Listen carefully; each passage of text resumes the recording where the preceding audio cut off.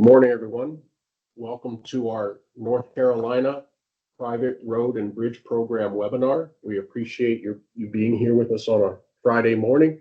We have a lot of good information and a lot of subject matter experts here to assist with the exchange. We do want to make sure that this is an exchange. We'll be going through the first part with a presentation of where we stand with the program, and then we'll be opening it up for some Q&A interaction for the last half of the webinar.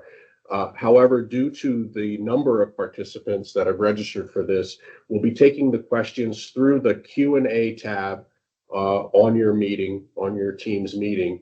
You'll be able to put your questions in there at any time during the meeting, and then during the Q&A section, I will be able to share those questions with our presenters here today. We're joined today by Steve McGugan, the Assistant Director of Hazard Mitigation for the Division of Emergency Management. He is an expert in all things construction services and engineering across a lot of the state programs, and has been very active overseeing a complex budget and federal grants totaling more than $525 million. He's joined by Steve Garrett, who is our subject matter expert on all things National Flood Insurance Program. He's been with North Carolina Emergency Management for 25 years. And then last but certainly not least, our primary presenter today will be Chris Warner, who is the manager of the program. He is a relative newcomer to the Emergency Management Division, but he brings with him 25 years of transportation experience in various roles at the Department of Transportation and the North Carolina Turnpike Authority. With all of this expertise, we look forward to a really valuable exchange today. With no further ado, let me turn it over to Steve McGugan for some opening thoughts and remarks. Steve. Thank you, Mark. And good morning, everyone. Again, we want to thank you for being here. Our objective is to lay out the program for you, present information that is meaningful as well as easily understood. We look forward to your questions. Please understand this is a new program for the state of North Carolina as well as for North Carolina Emergency Management. While it's new to us, again, Chris brings a wealth of information for us, so that's why Chris has been made the manager of this program, given what all he's done for North Carolina Department of Transportation. Lastly, I want to say that our success and the success we have for all the citizens of North Carolina will be based on our partnership with each of you. You being able to assist us, provide us some guidance, provide us input, and also being able to speak on behalf of your constituents when we need it so we can make sure we're focused in the right areas. That will make this program successful. So we look forward to partnering with all of you and being able to move this program forward. And with that, I'd like to turn it over to Chris. And Thank you, Steve. First of all, I just want to say how excited I am to be holding this webinar to share with you updates on this new program. And it's ultimately here to help us assist with these private road and bridge repairs. I want to also acknowledge that with Hurricane Helene, I'm sure that you all have been hit with so many different programs and so many different either state or federal programs, different requirements. And so our hope today is to provide you an overview and get you up to speed with this program, and also to try to make your lives a little bit easier as we work with you to continue the recovery process.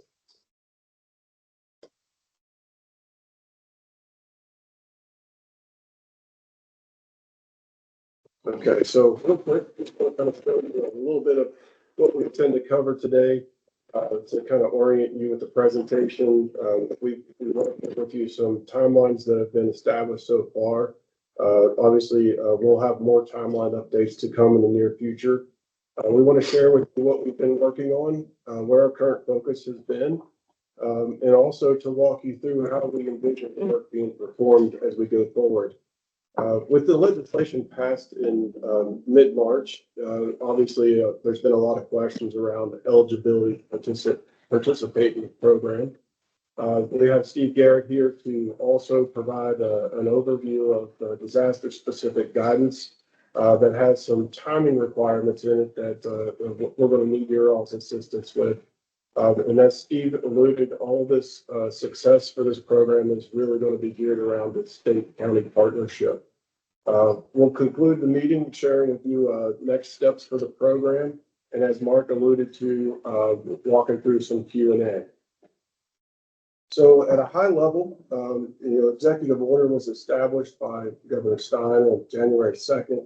And really the purpose of that executive order was to implement the private road and bridge repair program to be performed by North Carolina Emergency Management. It did denote that emergency management should coordinate with other state agencies to do so in using existing contracts, contract mechanisms, and consultants or vendors to assist with facilitating the repairs. As I alluded to a moment ago, March 19th is when the Disaster Recovery Act was implemented. It designates it as Part 1. And within this legislation, it identified $100 million specifically towards the private road and bridge program. It also includes priorities that we'll get into here in a moment, as well as the discussion towards eligibility. One of the first things that we identified as an immediate need is getting our arms wrapped around the real volume of private road and bridge repair needs. And so we published a website and also included an online interest form to facilitate the capture of needs across the impacted counties. It includes roughly 20 different fields that we've been asked for, we were asking information for. That is the initial step. We'll probably need additional information as we go forward. But that has been a very fruitful effort. To date, we've received over 3,200 interest forms submitted, and the number continues to grow every day. Steve and I have been working together in trying to implement a pilot program to get this program started. The purposes of it was to A, get started, but to B, start learning some lessons from the pilot that we could then incorporate into the overall program strategy. When we were looking at initial information at the time, we saw that there was an enormous amount of need in Buncombe and McDowell counties, and so that's where we started, just based on the sheer volume. Again, it's a pilot program. Those lessons will be learned and applied to the rest of the program that will be implemented for the other counties that are impacted. Getting consultants on board to support and assist us has been another area of focus. Throughout the process, we have resulted in selecting one program management support consultant, and that is JMT. But we also selected 9 other design firms, and that's prime consultants as well as sub-consultants. So we have a really, really large bench of consultants that are working with us to help the counties as well as the survivors in this repair. We've onboarded JMT over the past couple of weeks, and they've immediately jumped in and started helping out, and we look forward to their continued partnership and helping us move this program forward. Over the course of the next couple of months, we want to establish some better timelines on what's going to occur between May and August. I recognize that this area is a little bit light in information, but for the purposes of today, I think this will suffice.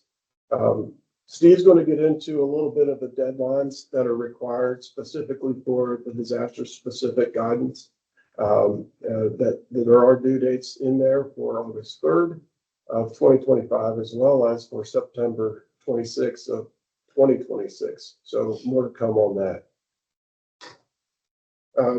Our current focus right now, just to drill into it a little bit deeper, is one, we've really been working to identify who our constituents are.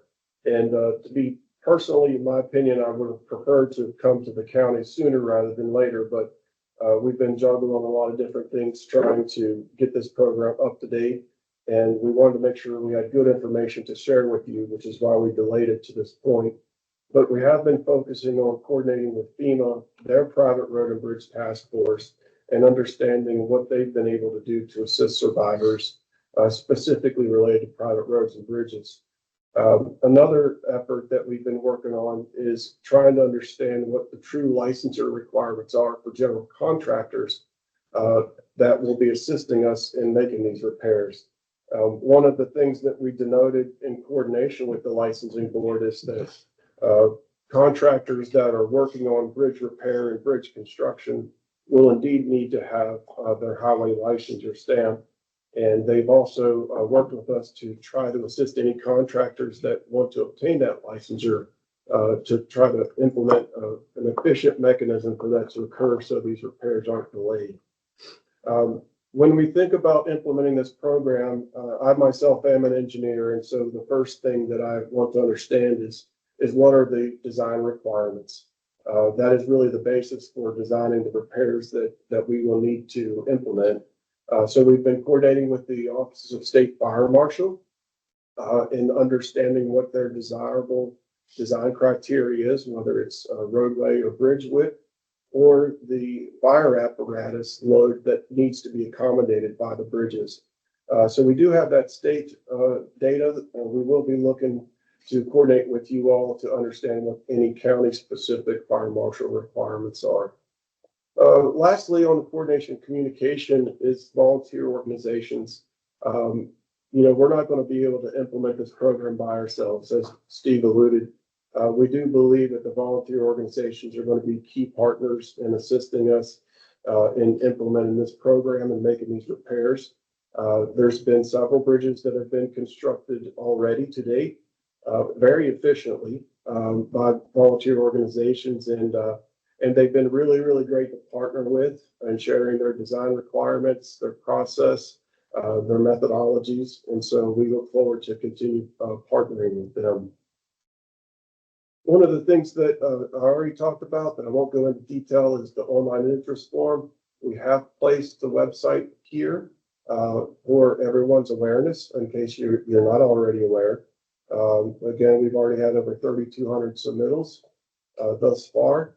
One of the things that we're doing now is taking the data that has come in from the online interest form and putting it into a mapping application that is really a GIS basis. This will allow us to capture more data with the Survey 123 application. Just mapping the data, it shows you a whole different view of the data rather than looking at it tabularly. And so having that information mapped will also assist us in strategizing what we should be focusing on and what contract mechanism we might be able to employ for that strategy. The other aspect that I really like about it is the overall program status dashboarding, but also the ability to show county by county dashboarding of where we are in the program implementation. This information and this application will be a key tool in assisting us in coordinating with each county rather than sharing spreadsheets via email back and forth. This application will allow us to provide you a GIS link with your GIS staff that can coordinate inside of the county, to identify and provide input on the priorities that you are seeing in the counties. Again, we talked about onboarding our consultants. And one of the things that we also need to do is to implement a methodology for pre-qualification of contractors that are interested in assisting in these repairs. We're going to need to tap into the local contracting industry to assist in this sheer volume of repairs that are required. So we want to implement a pre-qualification process so they can assist and participate. So how will this work be performed?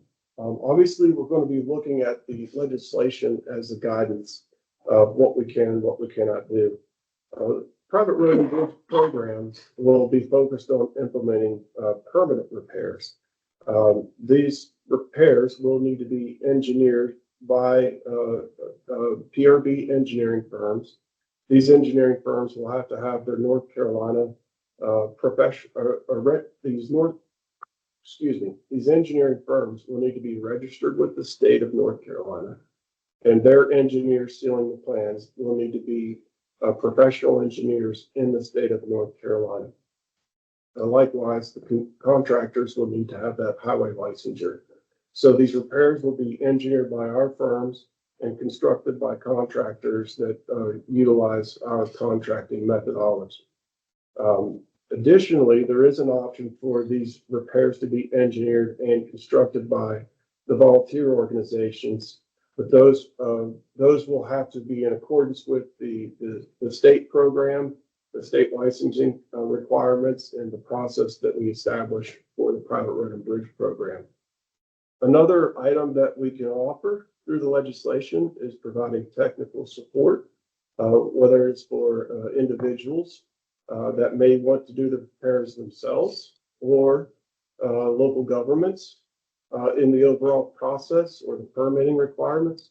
We'll be here to offer technical support to volunteer organizations as well. So there's 3 different ways that support can be provided through the program. So we've had a lot of questions about eligibility and ineligibility. And so wanted to share this graphic to kind of assist in painting that picture a little clearer. So first and foremost, according to the legislation, for eligibility in the program, the private road and bridge needs to be the sole option for ingress and egress for emergency services to a residential property that is occupied by the owner for more than 6 months of the calendar year. Additionally, the same ingress and egress for multiple residential homes or for recreation and commercial facilities. So those are the legislatively identified priorities. The legislation also includes that homeowners associations that own the private road or bridge and are responsible for maintenance are eligible to participate in the program. However, in this case, there is a 50% cost share where NCEM will cover no more than 50% of the total construction costs. Things that are not eligible for this program are basically along the reimbursement line.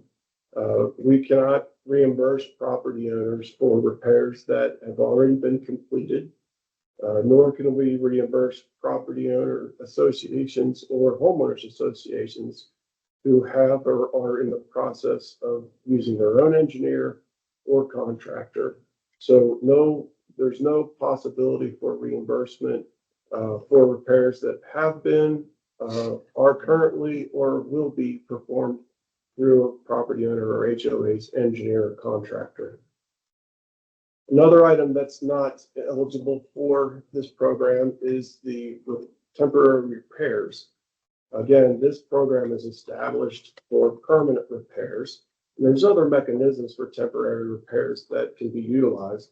What we found upon review of the online interest form is there are temporary assistance requests as well as permanent. And so JMT is in the process of assisting us in reviewing the online interest form to flag all of those that still need temporary assistance. Now, what we will do with that information is we will communicate with the property owner that we are going to forward it on to the PA hotline, the public assistance hotline, which is where the temporary repairs assistance can be provided. This information will also be copied to the county so you're aware of what is being routed to the PA hotline. Additionally, what else is not ineligible, and this has come up, is assistance for properties or property owners that are outside of the federal declaration for a lien. So I'm hopeful that that's helpful in what is eligible and what is not eligible. Just to point out a couple additional caveats in the legislation, it specifically states that if the state performs the repair and reconstruction, that the ownership and responsibility of the repair, replace road or bridge will still maintain with the property owner. Additionally, the legislation directs emergency management to take all reasonable steps to obtain any federal assistance or alternative funding that may be available prior to obligating these funds.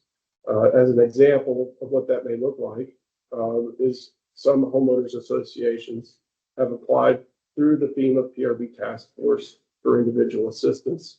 And in this example, we would be soliciting the HOAs to provide their remaining portion of the cost share.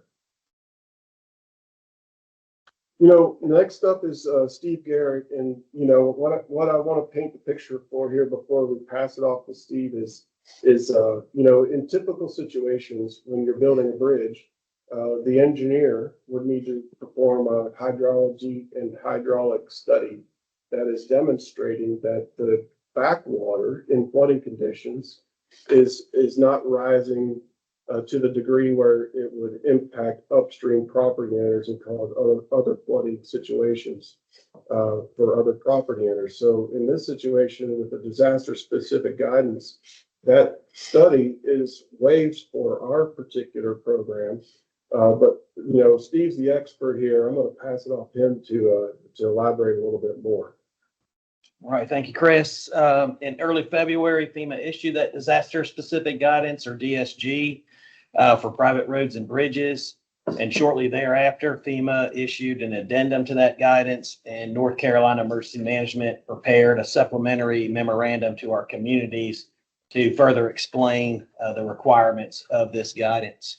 As Chris had mentioned, the guidance allows communities to permit replacement or repair of private roads and bridges located in the special flood hazard area without obtaining that flood study or no rise as required by the National Flood Insurance Program and the local flood damage prevention ordinances. Excellent. In order to qualify, this has come up several times, the private road or bridge must have been damaged or destroyed by Helene, and it must be located in one of the declared counties. Other requirements include that the communities must identify those damaged or destroyed roads and bridges and provide the coordinates to us by the 3rd of August of this year. We prefer to have those coordinates in decimal degrees to 6 decimal places. 5 may be okay. Certainly 2 decimal places would be insufficient to locate those bridge locations. Also, all those projects must have a flood damage prevention or floodplain development permit issued by the local jurisdiction. And also, any plans of those bridge or culvert crossings must be certified by a professional engineer licensed in the state of North Carolina, and it must include a note or certification demonstrating that the newly designed structure provides equal or greater conveyance than the destroyed crossing. That documentation must be sent to NCEM PRB documents at ncdps.gov. Again, all construction must be completed by 26 September of next year, 2026. And North Carolina's floodplain mapping program will restudy all of the streams once all the construction is completed. So we'll go out and update all the flood studies and mapping for those areas. What is not covered under the disaster-specific guidance are any violations that were identified prior to the Helene incident period. So again, we're a few structures that we had worked with communities on prior to this event, and those are not eligible to be added in to resolve those violations. Any new construction or site development unrelated to the disaster recovery efforts would not be included. And also, if we have any structures that are on new location, meaning they weren't there before or in the approximate location of the previous structure. And again, projects outside the federally declared area for Tropical Storm Helene would not be eligible.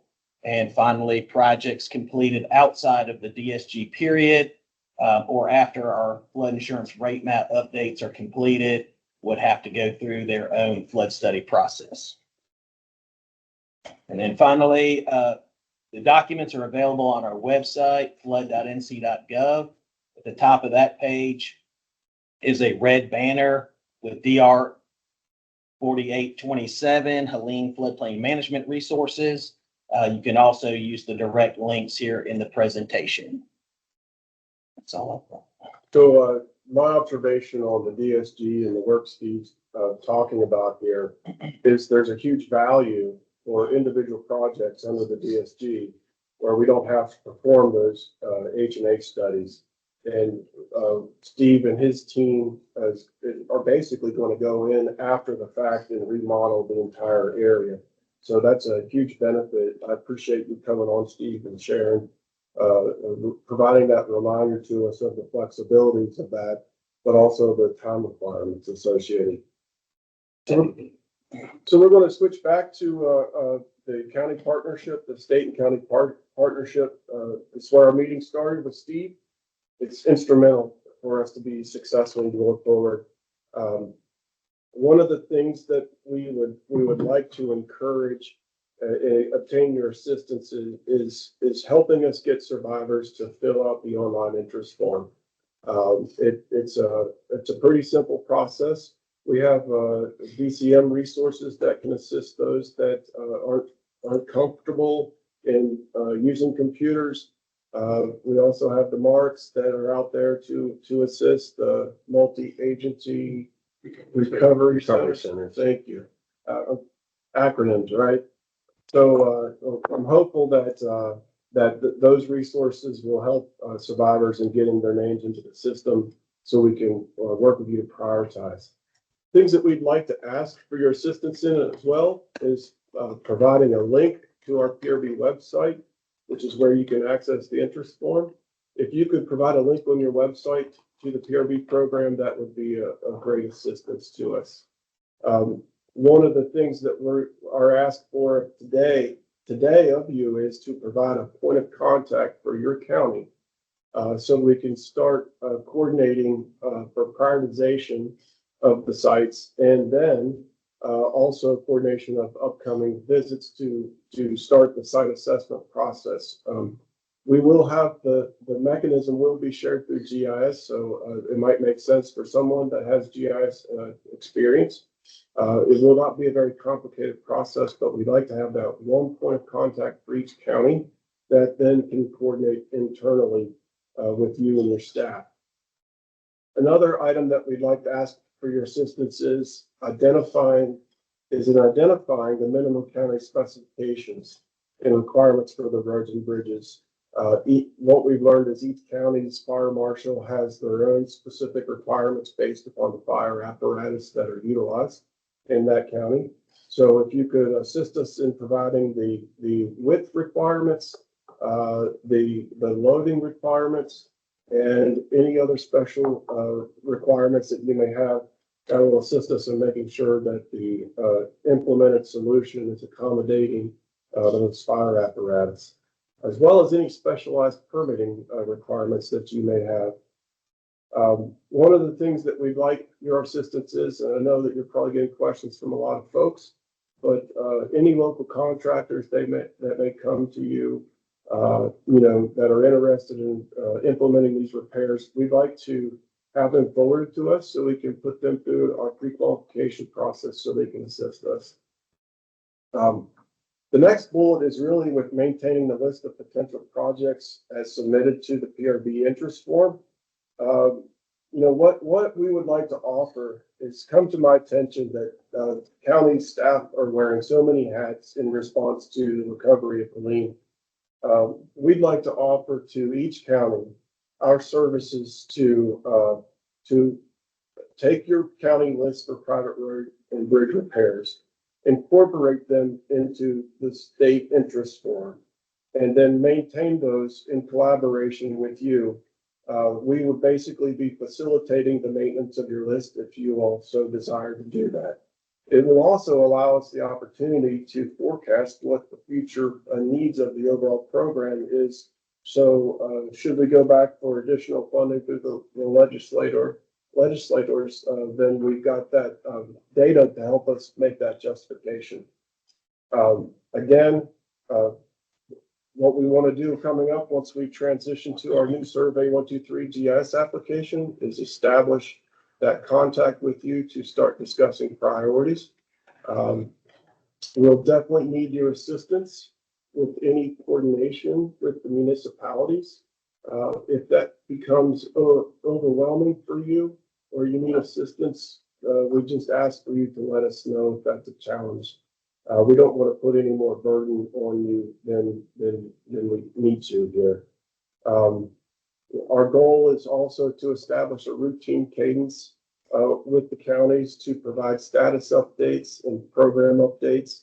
And we've also had the idea of establishing a weekly drop-in virtual meeting where no agenda will be provided, but we will be there to answer any questions that the counties may have.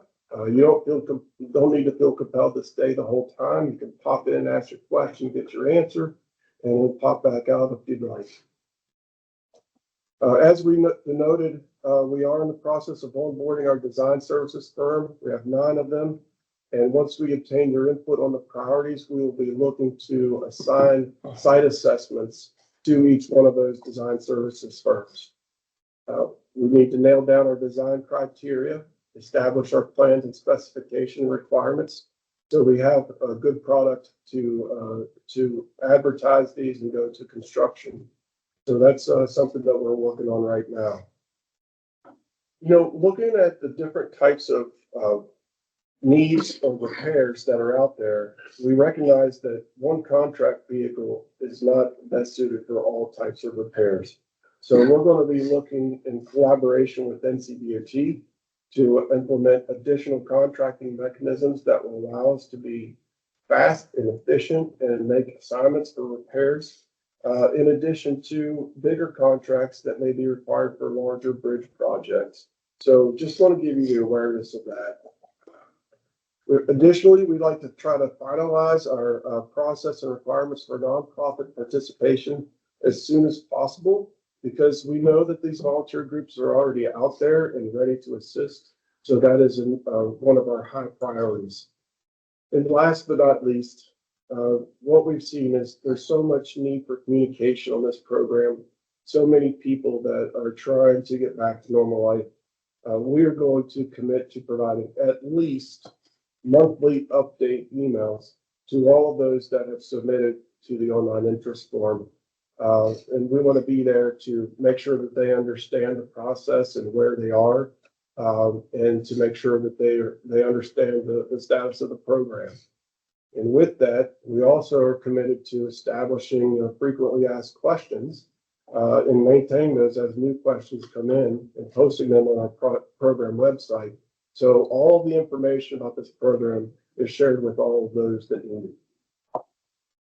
Last but not least, here's our contact information. I will tell you this PowerPoint presentation in a PDF format will be shared with you. So you have a copy of all of this, so you don't feel the need to have to try to jot down. And with that, I'm going to pass it back off to Mark, who's going to assist us in facilitating the question and answer session. So thank you very much. Thank you, Chris. Just as a reminder, if you're looking at the interface with Teams, at the very top, you'll see a Q&A tab. That is the tab you will use to both see the questions that have been asked, some of the responses.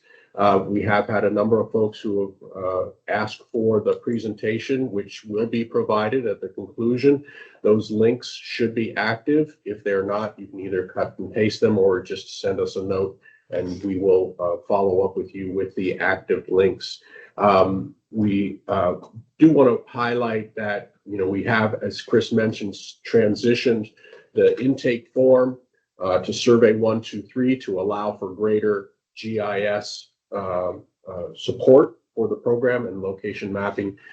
What that means, though, is for any of the counties that have previously posted the intake form, you may just want to double check and make sure that that form is pointing back to the NCEM DPS website for the private road and bridge program and the updated intake form.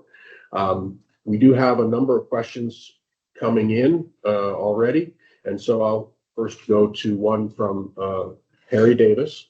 And Perry is asking, what are the standards for the roads that are going to be required to be repaired to? Is there a set standard for roads? And will those be state standards, or are there going to be more of the local standards for those road specifications? The standards for the roads will be based upon the county specific requirements. If there's not specific requirements, then we will incorporate the experience of our engineers. A lot of them have a lot of experience with state DOTs as well as municipalities. And so we definitely can establish the requirements for private roads.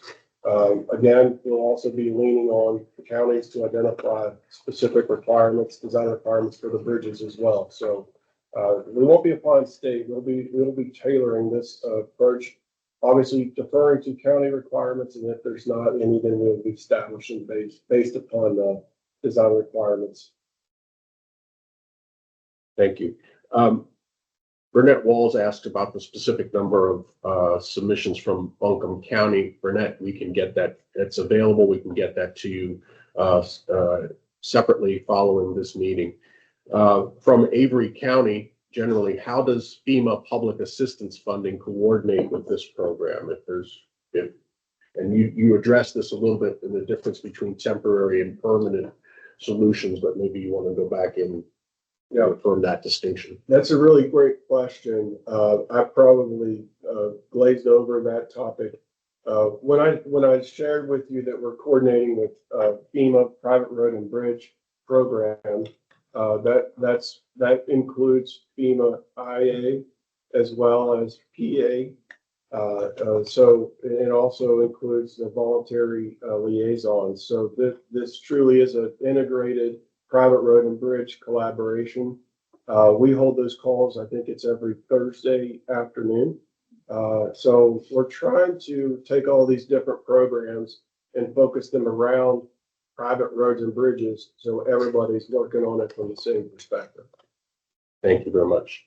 One of the things that I did want to mention is that, as we go forward in coordinating with the counties on this, we have obviously your contact information. If there are specific individuals that you want to designate as your point person for collaboration with the state, as well as potentially the respondents and or the temporary public assistance needs that are required, please feel free to email those individuals or have those individuals email to the NCEM PRB at ncdps.gov email address, and we will begin to make sure that we have a distribution list that is specific to those county individuals that are designated by you for collaboration with us on this project. I'm encouraging folks, when you have some time left, please feel free to continue to submit questions into the Q&A tab here. Question from Chris Sigmund in Yancey City. Does the authority to deem a temporary bridge now permanent reside with the counties? In other words, if a temporary solution is been put in place, are the counties able to determine whether that temporary is sufficient as a permanent solution? Good. I mean, counties are always the final say so. Again, counties have higher requirements or higher needs than what the state may require. So that's why we're always going to default to what you have as a county, driving what the requirements are that we're going to stipulate both in the plans and specifications.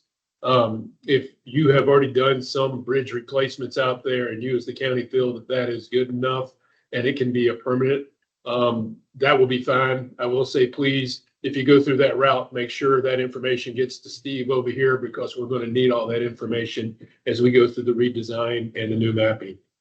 One of the things that Steve just brought up about the other Steve in the room, I basically shared an opportunity here. If the counties would like us to incorporate their lists into our state list, we will manage it and maintain it on your behalf.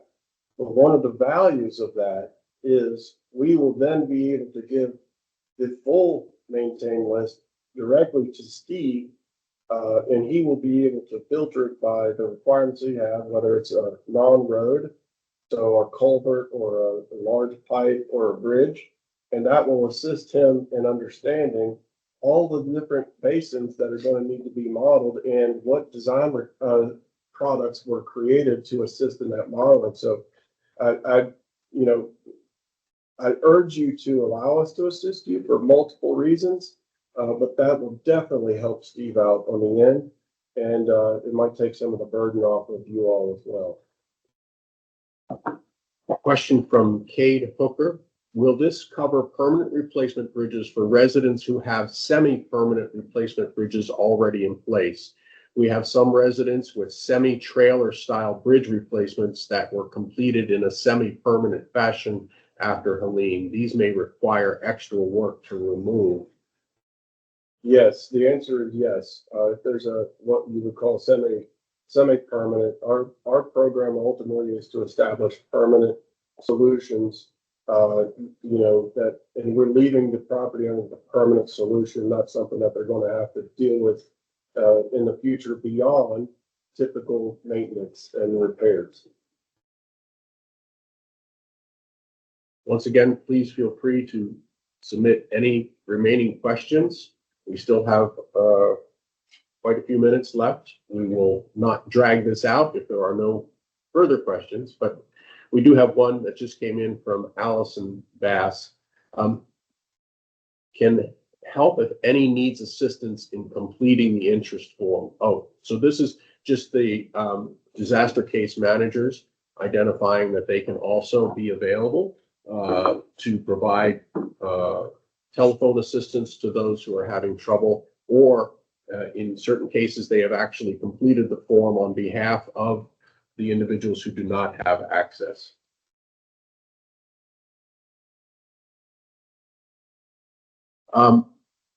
Just coming back with that in mind, as a follow-up to that, how are we interacting with the constituents that have registered? You mentioned a little bit of the steps that are being taken, just to let them know the extent to which we are providing support in letting people know what's happening. Yeah, I'm a strong believer in frequent and routine communication and coordination.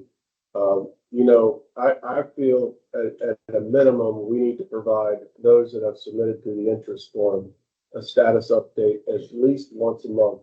Mark and I, Steve, specifically talk about, in some cases, we may need to provide updates every 2 weeks as the program is exponentially progressing.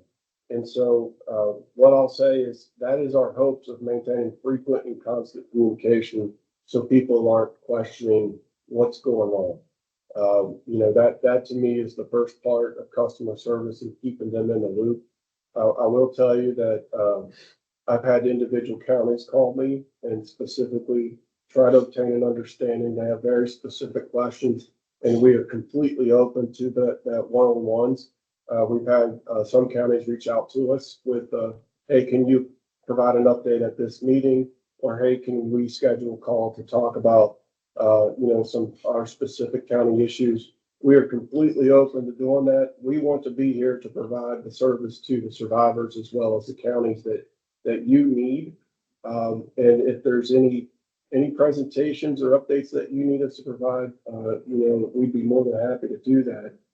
We do get a lot of individual property owner calls that are going through, whether it's the governor's office or disaster case management. When they're very, very specific and not easy to answer, they do get routed to me. And our team is working to provide responses, phone calls back to those property owners to ensure that they're getting what they need. One of the things that we recognized throughout this is that there are going to be changing circumstances as weather continues to move through. There's going to be ongoing deterioration. Or other changes in circumstances, perhaps people have resolved their issues. We're just simply asking that they provide a notification of their change in circumstances. We've outlined what they need to provide, and then we incorporate that into the database of those changed circumstances. And if there is an increase in the level of urgency associated with that access, certainly those are being flagged, and they'll be flagged back to you for temporary public assistance as well as the public assistance hotline for the state. I skipped over, unfortunately, a question from Ryan Cole. What level of support will be provided to the local recovery centers that have been established in the counties? Is there going to be access through the marks into the program? Will people be able to go to the marks to request assistance? Yes, actually, we developed what I would say responses to standard questions that survivors may have. We provided those in the marks with guidance on how to assist the property owners or the survivors in fulfilling and completing the online interest form. And we're providing them the latest and greatest communication. So our message about the program is being shared by everybody in as consistent fashion as possible. Thank you for that, Chris. So question for individuals who are not able to access their properties and no current access for emergency vehicles, will there be any help until such time as the permanent fix can occur? Yes, those are the types of situations. We've kind of had several areas where it's like the chicken or the egg. My home is damaged, but I can't get in to fix my home. And so we want to try to get those folks the temporary access so they can get in there in order to start working on the repairs that are required to their home. So we're going to continue to flag those areas where that temporary need is required and coordinate with counties and PA hotline. But we're also going to continue to incorporate them into our prioritization conversations with the counties to determine when we need to be implementing those permanent repairs. Great question. And there's been quite a few that have come in that I'm catching up with, so please be patient. Is this a state, from Allison Kidd, is this a fully state-funded program? Is this program going to take over the funding, engineering, and construction of private bridges? It is a fully state-funded program. The answer to that is yes, except for in the situation for homeowners associations that are responsible for maintenance and have ownership of the private road or bridge. In that situation, that's where the 50% match for construction costs comes into play, where the state cannot be responsible for more than 50%. Going back to engineering and construction costs, for participation in this program, we will not be doing any reimbursement to individuals or property owners for work that has been completed in the past, is underway, or is scheduled to be done by a property owner's engineer or contractor. If there's desired participation in the state, it will need to come in through the online interest form and coordinate with the counties to prioritize. And then the state will utilize our engineering firms and our contracting mechanisms, or it will be able to go through the voluntary organizations. As long as it meets the eligibility requirements, it's prioritized by the counties, and the work is performed according to the program requirements. Yes, sir. From Mary Ellen Custon, long-term recovery groups are working with many volunteer organizations. Thank you for coming up with a process to plug these groups in. Is there a rough timeline when we can expect guidance on this front? It's a great question. We've established the initial phases of it, and right now we're in the process of pulling together the documentation that will outline the ways to participate. It'll include the specific licensure requirements that if they're working on bridges, there is a highway licensure requirement. It'll also paint the picture that work has to be designed and engineered by PE with the North Carolina licensure. The firm will need to be registered in the state. And then we will also establish what that agreement looks like for coordination and participation with the volunteer organization. The great thing is the state has multiple agreements already in place from other types of recovery like this. And so our hopes are that we can piggyback off of those agreements, quickly modify, and then utilize it to get the volunteer organizations engaged as soon as possible, because that literally is one of the easiest steps for us to be able to take to implement this. Avery County is asking about the coordination of benefits with FEMA benefits for which people have also applied and are eligible. Is there any coordination on the granted relief between the two, the federal and the state program? So we are coordinating with the IA side that's being awarded to the property owners via FEMA. We also are coordinating with them to obtain the IA information that is being awarded to the homeowners associations. So we are aware of that information. That will assist us specifically with the HOAs. As they are awarded money, we want to be able to offer our engineering and contractor services to them now that they have their money awarded and help them get their road or bridge repaired and constructed as quickly as possible. Related to that question is one from McDowell Emergency Management. Is there a requirement that they have applied for FEMA individual assistance support prior to receiving additional state support? There is no requirement for that. This is a straight up state funded program. So whether you did or did not apply to FEMA does not matter for implementation or participation of this program. From Lacey Pate, are you aware of any other funding sources available to reimburse a county for repairing a private bridge post-disaster because it served over a dozen homes? Not to my knowledge, not as of yet right now. I do know that there's some conversations about potentially part two, as well as potentially other federal legislation, but there's nothing in the works right now.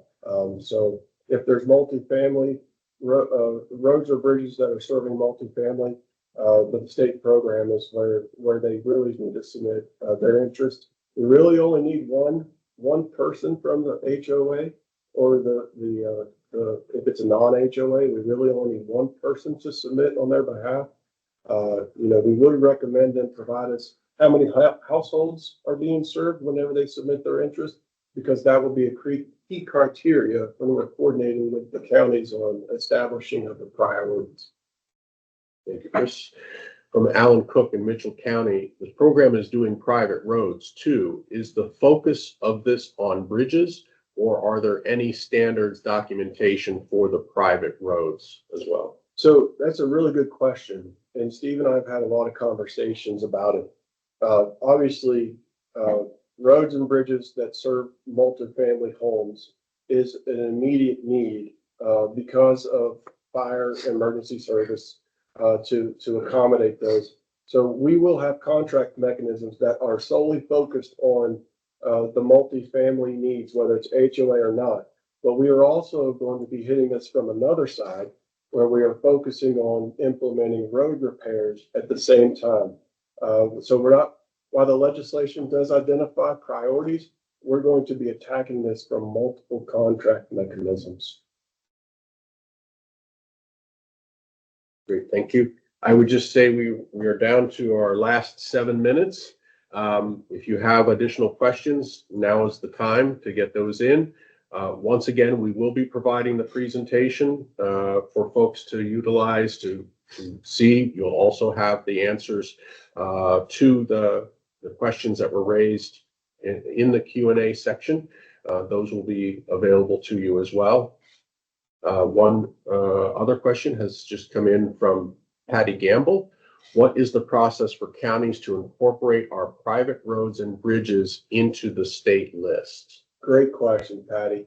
What I would say is, if your county is interested in us assisting you in maintaining and incorporating your list into ours, just all you have to do is shoot an email to the NCPRB email address. So it's NCEMPRB@ncdps.gov. And we will be more than happy. This won't be our list. We will incorporate yours into the list we are maintaining, and we will share it with you, the global list, when we do the monthly coordination to assist in prioritization. And again, we offer that service as an opportunity to hopefully take some of the burden off of you and your staff that may be wearing multiple hats. Question from Rafael Baptista. If there is a private road or bridge that leads to an HMGP property that ends up being acquired, does that bridge, road stay eligible for this program? So for those of you that may not know, HMGP is the Hazard Mitigation Grant Program. I got Steve here that is all things HMGP. What I would say is I would go ahead and submit it. And then what we'll have to do is we'll have to coordinate with Steve and his team on where the HMGP status stands. Is it eligible to go through HMGP? We don't want to lose track of it, so we would definitely want to coordinate that with Steve and the HMGP folks. I've got one for Steve Garrett from Tracy Jackson. Do you have any status update on regional floodplain mapping that you can share at this point? Well, there's ongoing work that we've been doing with the floodplain mapping program as a cooperating technical partner with FEMA and the FEMA map update process or risk map process. So we have been issuing preliminary maps for work that started before Helene and continue to release that information. We are also working on some advisory maps, which are, again, not incorporating Helene data at this time, but will provide flood hazard information outside the map special flood hazard areas or what's shown on a flood insurance rate map. There have been efforts to collect LiDAR data for the sort of western third of the state or almost half of the state, about 41 counties, I believe. That data, some will be available at the end of this month, and some of the data will be available by the end of the calendar year. And at that time, we'll start investigating any updates to that base level engineering data to identify areas for future map updates. Please keep in mind for post-Helene mapping, it does take a considerable amount of time and effort to do those regulatory map updates, and it is a lengthy process with FEMA. So we will be coordinating with communities on future flood studies, as well as the efforts to complete the map updates after the roads and bridges are complete, at the end of September of 2026. Hopefully we will be able to make that mark there. So, and we'll start looking at those areas. Anything else, Steve? I think the only other thing I would add to that, Gary Thompson, Chief Geodetic Survey for the state, will be sending an email out to most of the counties in the impacted area. We have collected the LiDAR data, as Steve has stated. We will be able to provide that to you. There's an email that we worked through this week, just completed, that will be going out. If you need that data, please respond to that email and provide the address that you would like that data. We have acquired storage devices so that we can email it or FedEx it to you. So if you would, please, when that note comes out, let us know, and we'll be glad to share the LiDAR data that we've collected with the counties. Just a couple more questions before we wrap up. We have just a few more minutes. One from Allison Bass. Are we working, speaking of mitigation, are we working mitigation into our plans? I'm recalling 2004 when we had multiple storms and many, many damaged roads, culverts, and bridges back in 2004. So what, as we... Right. I mean, so resiliency is key in this. Again, the task of the engineers that we brought on board is not just give us a design and put a bridge up, but also look at the resiliency in the bridging that they have to do. So the designs that they will be doing, again, they are going to have greater conveyance. That's one of the issues that we have to, of course, maintain with the DSG. They have to be, of course, built stronger. So that's why we're looking at the permanent solutions. They will have a greater capability to withstand future events. And if we are doing culverts under roads, then it will be to pass greater conveyance under the culverts as well. So there is an uptick in what we're planning as we do this redesign. Rush of some last minute questions here. From Patty Gamble, how do we obtain access to the dashboard for the GIS? Great questions, Patty. Our GIS team and technical team are currently working to implement the full mechanism of dashboarding. We're going to have a way where each county is given a link, an AGOL, using AGOL access that I think almost every county already has existing AGOL access. we're going to want to use those contact persons in your county that have that access. And we will share that information with you all. And then are hopeful that once that information is shared, they will coordinate with your designated representatives within your county to identify the priorities. The way I envision it, and Mark, you can add here, is really a list with a map view and basically a column where they use a pull down menu to identify priority.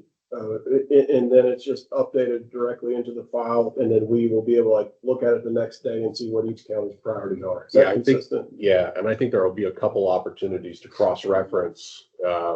We're hopeful that we have already covered a lot through the intake form, and it will just be, and you will have access to those locations. You'll be able to spot things that might be missing from your own priority list and make sure we have those coordinates.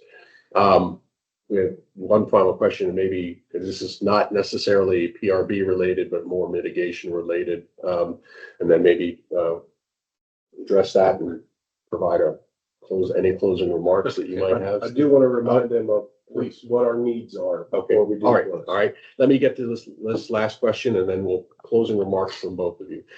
From Chris Sigmund in Yancey County. He said, not a PRB question. Can individuals who have signed up for the home mitigation buyout program also sign up with FEMA to have their homes demolished? We're getting conflicting answers on this. Yeah. Chris, I hope you received the email that I responded to you.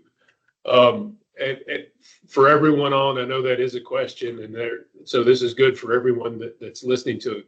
So if your county is running a PPDR program, that's the personal property demolition or debris removal program, and you have homeowners that have a let's say it's 50% or greater destroyed home, or it is unhealthy or unsafe for the community for that home to be there, and they want to be a part of the acquisition program, all we ask is that, one, they can sign up for PPDR. Two, when you get that, please make sure you contact us or have them contact us. One of the two. They can use our website and send us an email, go on the website, fill out the form for the PSI, the property site inventory. That basically becomes our application for that homeowner.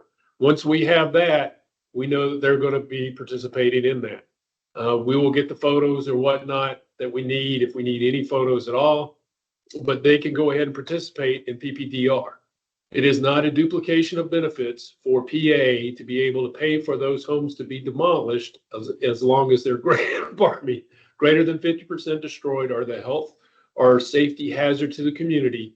They can be cleaned up by the PPDR. What happens is when we go in and do the HMGP application, we don't request a demolition for that home. That prevents the duplication of benefits. You're not getting paid twice as the state for the cleanup of that home. We just don't ask for the money, but we will still come in and buy that home post it being torn down by the PPDR program. Hopefully that answers your questions for you, Chris, and everyone else on here. We've run a little bit over. Chris, any last thoughts from you and Steve? Yep, just really quick. The needs that we have from you at this point are: would you like the state to take over maintenance of your lists on your behalf? If so, please shoot us an email.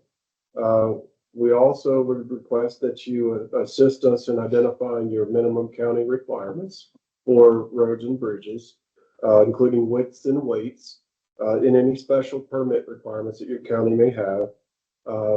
Link on your website, if you could link to the PRB website, that would help get everybody continuing to go to the interest form.